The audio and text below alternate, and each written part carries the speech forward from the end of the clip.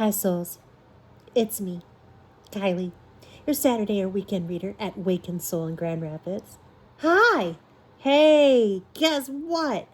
The air quality is good. The last time I checked, it's green, which means you can breathe, and it's cooled off quite tremendously, actually. And while some people might be a fan of summer, I enjoy the summer parts that have the nice weather and not the summer parts that have the hot and humid weather that make me regret all of my life and choices. But I don't regret this choice, which is to return to you in this final week. Well, it's probably the first week of Leo season by now, but we're closing out Cancer season with an integration reading. And so here we go. We've reached the final week, maybe, of Cancer season and our time with the Chariot archetype. Over the past few weeks, we've explored what it means to gather our energy, begin moving forward, and navigate the journey as it unfolds. We've looked at momentum, direction, and the choices that keep us moving when the road changes beneath us. Now we arrive at integration. Because movement isn't about avoiding resistance, it's about learning how to move through it. This week's integration reading is called Tension, Traction, and Triumph. Tension reflects the opposing forces that are asking for your attention. Traction shows how those very forces can become the source of your movement. And triumph reveals what becomes possible when you stop fighting the journey and begin working with it. So to that end, as we do with all of our integration readings, I have brought in two decks. One, our featured deck of the month, featured for this last video for a while.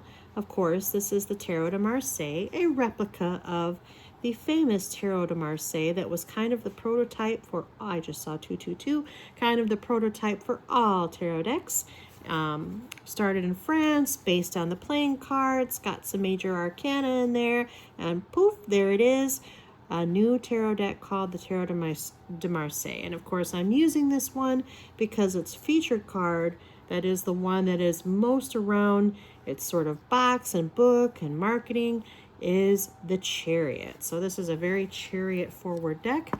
That's what we'll be using for the main three cards. And then, of course, I like to give a little button advice as we transition into the new astrological season. So to that end, I brought back the Angelic Activations Oracle to give us some buoying and some activations from the angels as we move into the fiery and so sunny focused Leo season, which we will be starting those archetype readings next week when we talk about strength. But now we're going to do the integration reading. I'm going to shuffle our primary deck. Just a reminder that the integration readings are for anybody who catches the video, anyone that it resonates with. Take the messages that most resonate with you, leave the rest behind. This is all about integrating the lessons of Chariot season through our Cancer associations for Cancer season. So basically everything that makes Cancer Cancer and how it relates to the Chariot archetype. And then we will provide this reading for you to integrate previous messages that you have received or heard on these videos in previous weeks. So the first card is going to be tension. What is pulling in different directions? The place where you may feel pulled between competing priorities, emotions, or desires. This is the tension. We have the Seven of Swords. Oh my. That popped right out too. Our next card is the traction, how resistance becomes movement. This is the place where resistance begins to work in your favor. This is the traction. We have the Lovers. That came out, I believe, in an earlier reading at some point. And then finally, the Triumph, what is earned through perseverance. Triumph is what emerges when you continue moving with intention. This is the Triumph. Oh, we got a couple here. We have the Eight of Pentacles. And we have the Six of Swords. And remember, in the Tarot de Marseille, the curvy sort of figures like this are swords. The straight ones are wands. I might be telling myself that as much as I'm telling you all that, but that's the way that works. So we'll start with the interpretation of the main three cards or the main three groupings, and then I'll pull an advice card. So like I said, our first card is tension, the place where you may feel pulled between competing priorities, emotions, or desires. The Chariot reminds us that tension isn't a sign that something is wrong. It's often a sign that something meaningful is asking to be integrated. This card reflects the forces that are asking to be acknowledged rather than eliminated. Where do you feel the pull? What is this tension trying to teach you? The tension is the Seven of Swords, which unfortunately usually refers to deception and betrayal. So right now, I think there are a lot of competing emotions with you, viewer, and the Seven of Swords tells us that you are starting or have been feeling betrayed, that there is someone that let you down or something that let you down. You are feeling as if everything you had hoped for and wished for is not really going the way you anticipated. You feel that others have let you down in this equation.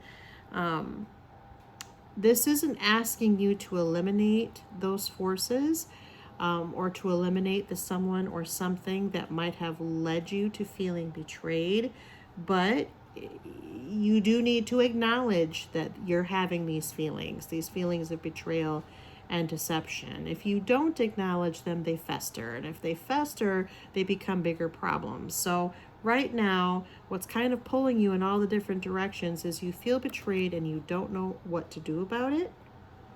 So that's the tension, Seven of Swords. The traction. Oh, I don't know what's the upright of this card. That's very funny. I will say that that's very true of the Tarot de Marseille. They're all very symmetrical in many ways. So sometimes I don't know what's reverse and what's not reverse. But I think that's correct. And I don't even know how it came out. The traction is the place where resistance begins to work in your favor. Traction is caused and created through contact. Without resistance, the wheels simply spin. This card reflects the challenge, discipline, or experience that is helping you gain stability and forward movement, even if it hasn't always felt that way.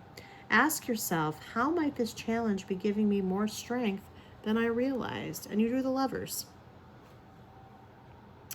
So when it comes to the place where resistance is beginning to work in your favor, despite the fact that you feel betrayed and deceived, you also know that there is a lot of love in the equation. It feels like you might actually feel betrayed by somebody that is a lover of yours, a partner of yours, maybe even a really, really, really close friend. And, well, let me change that a little bit. You may not feel betrayed by one, or you may feel betrayed by one, but there's a second person who is essentially booing you and helping you through this and helping you gain stability and trying to get you to see the bigger picture. The Lovers also implies a choice, that you have a choice to make about this betrayal and deception. What do you do?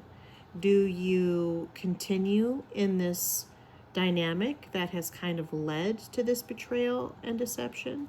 Or do you walk away?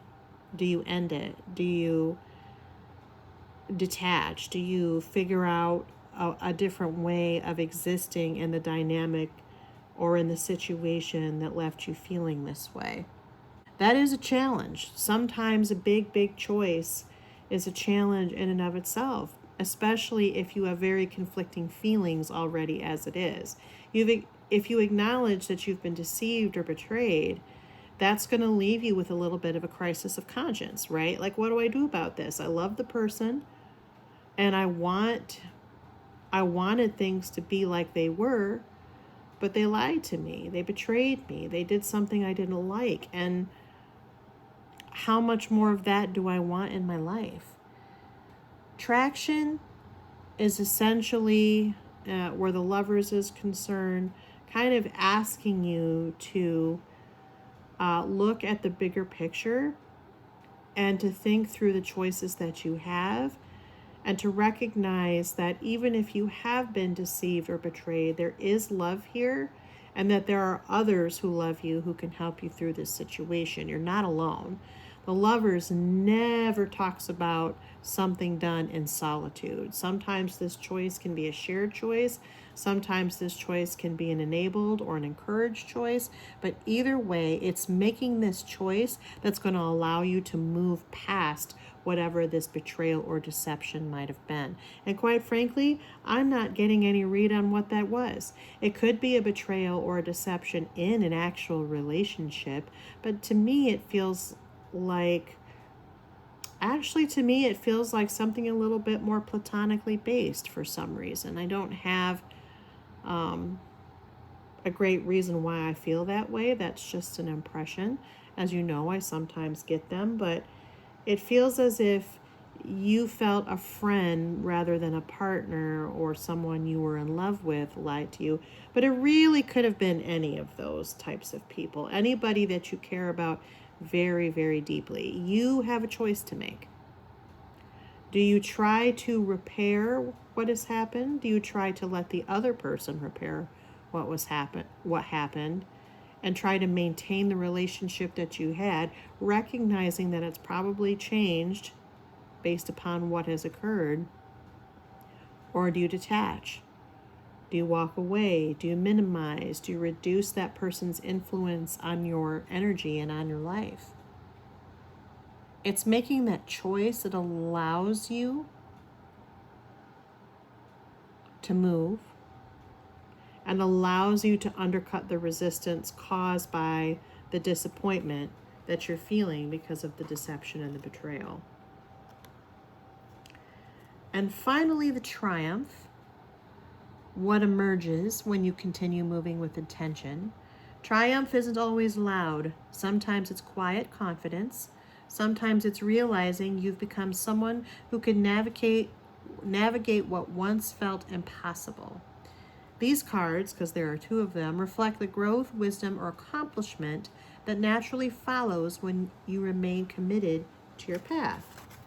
So we have the Eight of Pentacles, and we have the Six of Swords. So basically, the triumph here is that ultimately you still can rely on yourself. There's going to be some hard work here, but being true to yourself in this situation is what's going to help you make the choice you need to make in order to move past the deception and the betrayal.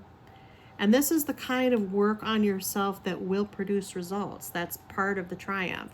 You will, through perseverance, earn a sense of self, a sense of standing your own ground, a sense of recapturing whatever you lost by the deception and betrayal. And it's going to be through hard work on yourself, on your own life. It's going to require you to refocus your energy on you so that you're no longer kind of sucked in by the other thing. And that's going to be a new beginning for you. That's a new journey, because I think the reason why you feel deceived and or betrayed in this particular instance is because you gave away a lot of energy and a lot of power to that other person. And what's earned through perseverance here, what's earned through this hard work, is confidence in yourself. Draw that energy back to you. Invest those feelings, that love, that sense of devotion, because it feels like there was potentially a very unhealthy devotion into someone else, friend or lover, or maybe a little bit of both, or even some obsession with that other person. Which means because of that, you gave away a lot of your own power. This is asking you to call it back. And it's going to feel like you're starting over in some ways. And it's going to take some work. But through that work, through that starting over, you will navigate through this very dicey situation. And you'll be able to make the decision you need to make. I can't tell you right now which is the better of the options. This is going to be, for whomever this resonates with, personal to the person who is experiencing this deception and betrayal. But I can tell you that pulling back your energy is part of it, because you're going to need to assess your choices. You're going to need to decide whether or not it's worth maintaining this dynamic, this relationship, whatever this is, or reducing its influence on your life, or ending it completely. Either way, your triumph will be a hard-earned but well-felt decision that you finally make that allows you to navigate this very sticky situation, which I think does feel impossible and weighty right now on you. Commit to yourself and commit to the path before you. You can't change what happened. And you are going to have to decide if forgiveness is in order. You can always forgive and not forget. You know what they say. I forgive, but I don't forget. But you ultimately have to make the choice that's right for you. And it's going to take some work. It's not going to be easy, viewer. Whatever this situation was, to start the reading with the Seven of Swords, it was a big one. It was a big deception, a big betrayal. And I know it feels impossible right now. And you don't even know if you can look at the person. It's going to take some time and some work. But there is a path forward here. It's just a question of how much do you want that energy to continue to influence your life. Really ask yourself that question. Take a hard look at it. Because this is the kind of fork in the road that you're probably not going to be able to retcon and rewind later on. And it's sad. Do not take on the consequences of the other person's actions. They're the ones who did it. But you have to decide what that's worth to you and how you want to address that. And whether or not it's worth keeping this person in your life. Either way, it's going to be something new. Because if you decide to keep this person in your life, your relationship is never going to be the same. But it doesn't mean it can't be good. If you decide to detach, obviously that person is going to be less of an influence. If you decide to walk away completely, then they will be out of your life. Either estranged or, it will be an end. I didn't draw the Ten of Swords. I didn't draw death. I didn't draw cards that typically talk about an ending. So there is hope here, but it's going to take work. And it's going to feel like starting over, which is not a happy message.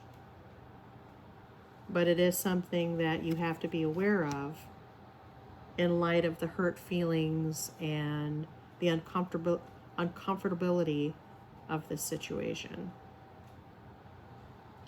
So I think it's really good that we're pulling advice from the Angelic Activations Oracle, because when we're facing betrayal, sometimes advice from the angels is exactly what the doctor ordered, or what Spirit ordered in this case. This is the deck that has the advice right on the cards. I very much like this ethereal and calming deck. All right, Spirit. In light of this situation, and to round out Cancer season and our Chariot archetype, what advice do you have for our viewer?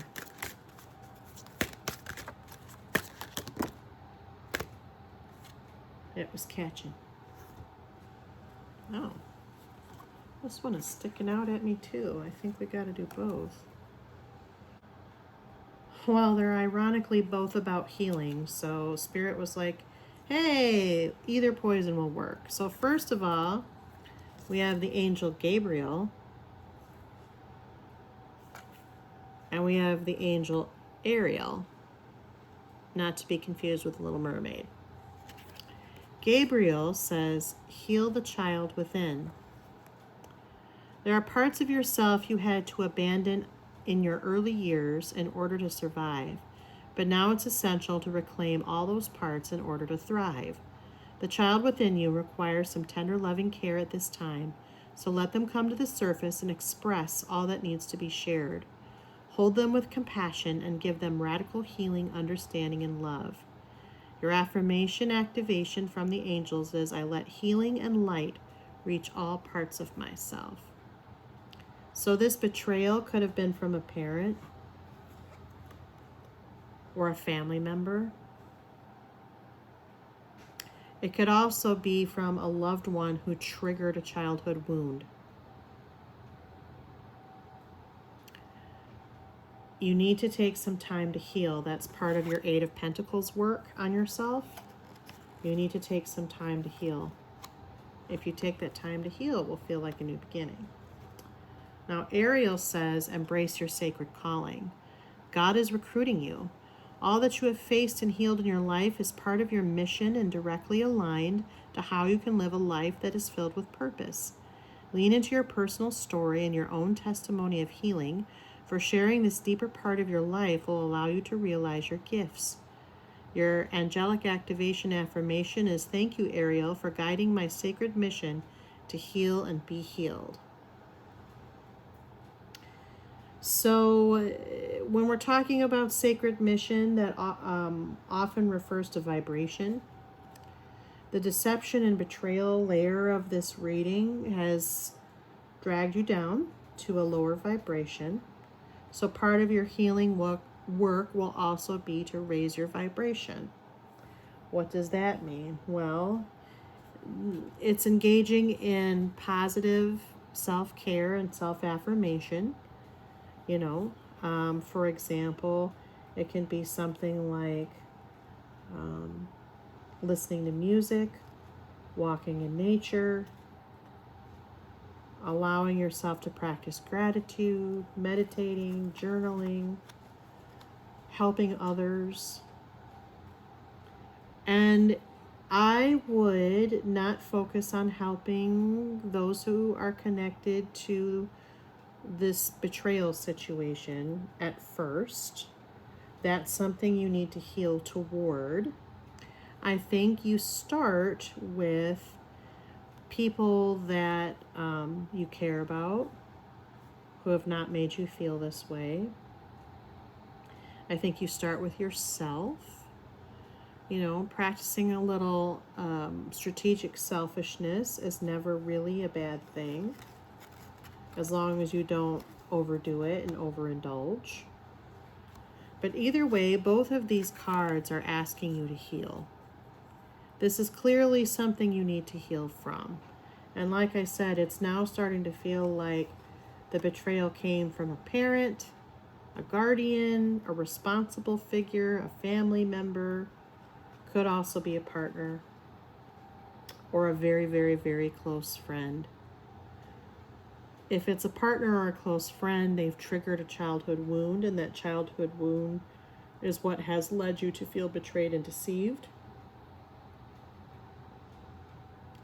Ask yourself, What can you do to allow healing and light to reach you? How can you ask the angels to guide that mission to be healed? Because this could be a karmic cycle that you're in, viewer, where these wounds are continually triggered. It could be generational trauma. But until you actually take the time to examine what it is and work through it and work on healing it, which sometimes comes from recognizing and acknowledging it, your cycle is doomed to repeat. Again, I don't have any cyclical cards like the World, for example, or some others that, Wheel of Fortune, some others that talk about cycles. But it does appear as if this has maybe happened before and it's happening again, and that's why you're faced with the choice you're faced.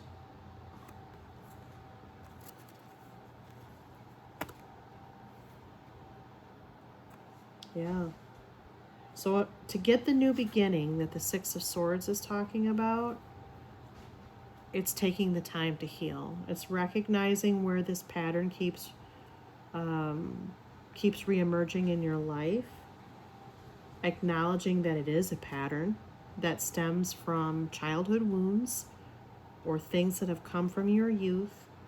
Not to say that there isn't responsibility on the other party's part, but again, we're talking about giving away power, giving away energy, allowing people to take advantage of us, which is kind of what can sometimes lead to betrayal and deception. The angels are asking you to recognize your part in that drama, in that play, in that trauma, and to work on healing it so you can recognize it as it's happening, should it happen again. In the meantime, you have a choice to make as you're healing yourself, which is part of this work. Do you continue in the situation that has hurt you? Do you detach? Or do you eliminate? This reading does not tell you which one is correct. It only tells you what you're facing. It only tells you your tension, your traction, and your triumph. But healing is definitely part of the advice. You've got two angels talking about it. And until you take the time to acknowledge what happened, address it, recognize it in your life, and heal from it, this is going to kind of probably follow you for some time. Not the happiest message, but take heart that the Cancerian month is all about feelings and nurturance. And if this was ever a sign to take the time to nurture yourself, your own energy, your own healing, your own passions, your own desires, your own wants, this is it. Strategic selfishness, that's the name of this reading, game viewer. Take the time to do it. That is our integration read for the Chariot, tension, traction, and triumph. Don't be afraid of the pull between opposing forces. Note where resistance is helping you find your footing, and trust that the victories that matter most are often the ones that transform you along the way, and this will be transformational. As we move into Leo season and the energy of strength, possibly the most boring card in the tarot deck, but we'll talk about that, the focus shifts from directing external momentum to cultivating inner courage. The Chariot teaches us how to move forward. Strength teaches us how to remain centered while we do. Thank you for traveling through the Chariot season with me. Next week, I'll be starting a new archetype cycle with the aforementioned strength. We are in Leo season, or just about to be as we speak, so we'll talk about our fiery lion and how strength can affect that season for you with an archetype read. Until then, and until next time, hope to see you at Awakened Soul. We have a variety of metaphysical services available to you, including our readers, myself on Saturdays, Melissa Tuesdays through Fridays, and Kat does palm readings, tea leaf readings, and root work, as well as other fun consultations. We have sound baths, Reiki, hypnosis, medical massage, AcuDetox, quantum healing, emotional body coach, chakra cleansing, We even have henna on occasion. And Steph will do your astrological charts and look at your compatibility with others. There are so many services. You should really stop on down and see what we have to bring you. But until next time, until we see you at the store, I hope that this reading was useful to you, love and light. And I hope that you take the lessons from the Chariot archetype and Cancer season forward into our next astrological season of Leo. See you next time. Take care. Bye.